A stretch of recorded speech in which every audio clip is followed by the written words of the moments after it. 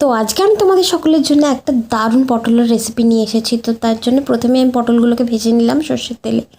আর এখানে দেখো আমি কিন্তু কাজু বাদাম বাটা, কাঁচা লঙ্কা বাটা, হলুদ গুঁড়ো, লঙ্কা গুঁড়ো, টক দই, একটু সাদা তিল বাটা আর জিরে গুঁড়োকে মিক্স করে নিচ্ছি। আর এই মিক্সচারটা দেবো হচ্ছে কড়াইয়ের মধ্যে, যার মধ্যে আমি দিয়ে রেখেছি আগে থেকেই শুকনো লঙ্কা, এলাচ, দারচিনি আর তেজপাতার ফোড়ন। তো যখন এটা তেলটা থেকে শুকনো লঙ্কাগুলোর মানে সেন্টটা বেরোবে, তখন কিন্তু আমি এই মিক্সচারটা অ্যাড করে দিচ্ছি। দিয়ে একটু ফুটিয়ে নেওয়ার পরে এর মধ্যে স্বাদ অনুসারে লবণ দিয়ে দিলাম। তারপরে ভেজে রাখা পটলগুলোকেও অ্যাড করে দিলাম। তারপর আমি এর মধ্যে কিন্তু আলু দিচ্ছি, কিন্তু তোমরা চাইলে নাও দিতে পারো, এই তরকারিটাতে আলু দেয় না। কিন্তু আমি আলু খেতে যেহেতু ভীষণ ভালোবাসি, তাই আমি আলুগুলো দিয়েছিলাম। আর এটা তারপরে আমি একটু চিনিও দিয়েছিলাম, কিন্তু ওটা আমি দেখাতে ভুলে গিয়েছি।